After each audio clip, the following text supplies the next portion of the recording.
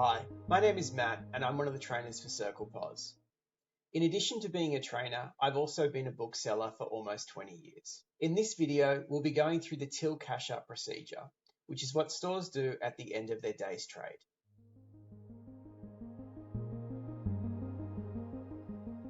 Till cash up is a process that helps us finalize the day's trading, confirm our transactions, and balance the register.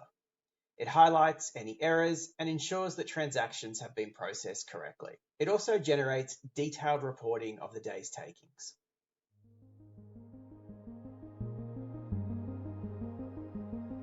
Once till cash up is complete, we're provided with a cash up report. This breaks down the day's trading and shows the payment methods processed during the period. It also displays any variances or discrepancies that may need attention.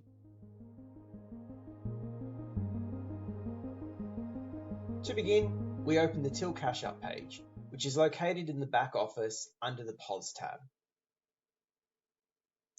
At the top of this page, you'll see a start time, the beginning of the trading period, and an end time, which is the moment you open the page. It's important to only begin this process once you're sure no more transactions will occur.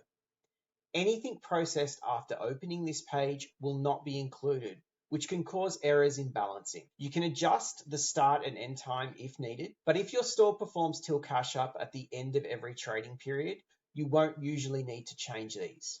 The system will pick up from where it left off the day before. Next, count and remove the float. In this example, we're using a set float, which stays the same each day. Please note, we don't enter the float amount into till cash up. Just count it, set it aside, or return it to the register. The cash remaining after removing the float is what we enter in the cash up fields.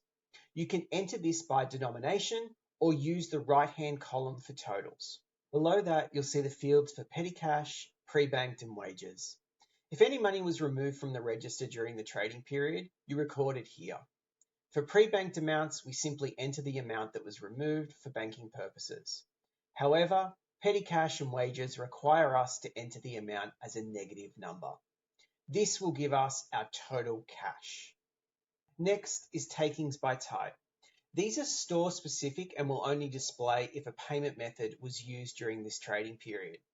In my example, I have card, eWay, and direct deposit, but you may see FPOS, credit card, PayPal, or Stripe depending on what your store uses. Each payment method type has 3 columns: actual, what you entered; expected, what the system expects; and variance, the difference between the two. You'll see that the cash field is already filled in from earlier. In my example, we cashed $287.45, and the expected amount was also $287.45, so there's no variance. Next is card.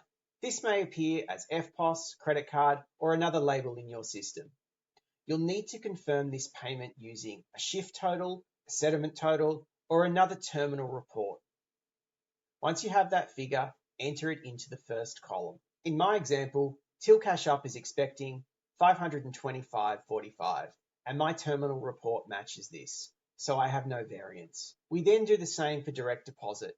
You may have reconciled invoices or accepted this method online. You may need to confirm this amount with your banking records. Lastly, we have eWay. You may need to log into your payment gateway to confirm this amount. With cash up, plus, and takings by type confirmed, we now have a gross takings amount, with the blue number being our expected amount and a variance if there is one. If everything balances and there's no variance, we can press the bank button to finalize.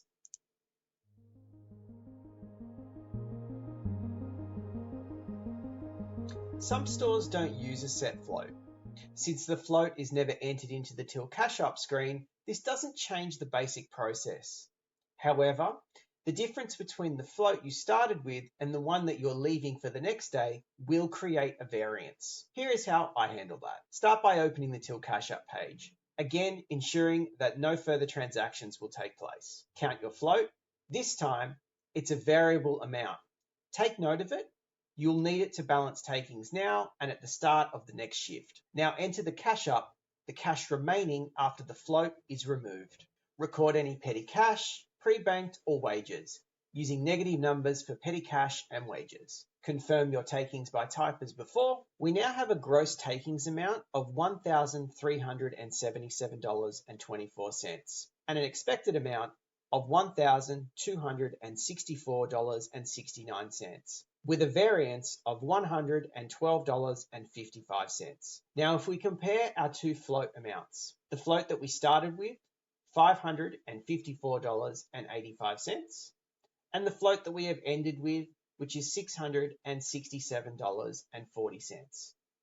The difference between those two float amounts equals the current variance. Since this is an expected variance, we can enter that number in the expected variance field, which clears the remaining variance and allows us to balance for the day. You're not required to enter a reason, but it can be helpful for reporting purposes.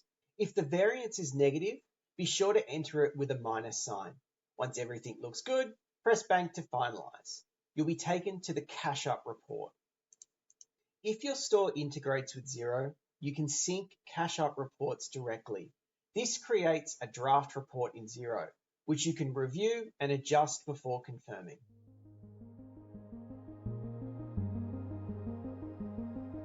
The goal is to balance perfectly, but sometimes variances happen. Here are a few common issues. Incorrect cash up amount. The most common cause for this is simple human error. Recounting both the float and the remaining cash often accounts for this. It may also be that cash was removed from the register and not accounted for, either as petty cash, pre-banked amounts, or wages. Alternatively, adding cash to the register will adjust your starting float amount. Stores using multiple registers may have not accounted for all floats during the till cash up. Incorrect card or FPOS amounts. Before recounting floats, cash, or checking terminals, it's important to check POS for any unsent transactions. A common reason for unsent transactions in POS is an interruption in internet connectivity. These transactions will be held as unsent in POS until the internet connection is restored and then sent through to the server in order. However, they will not display until cash up until this happens. It's important to remember that the till cash up process could be cleared and repeated as many times as necessary. Once we confirm till cash up, we are taken to our cash up report.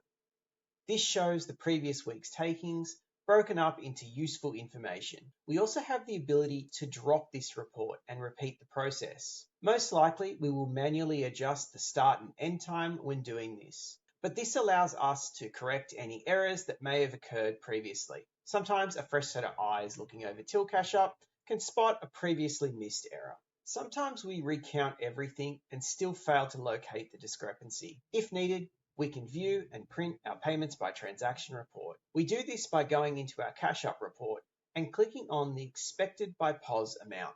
This report breaks down the entire trading period's transactions, providing useful information such as customer, time, and payment method.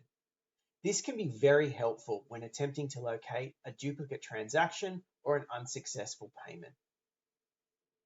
While till cash up isn't strictly required, it's an important part of confirming transaction accuracy and store operations. It helps us identify errors early and keep everything running smoothly behind the counter. Cash up reports give us a great snapshot of how the store receives payments. And by doing this process regularly, we can catch and resolve issues quickly. As always, I'll include links below so you can get in touch with our support and training teams.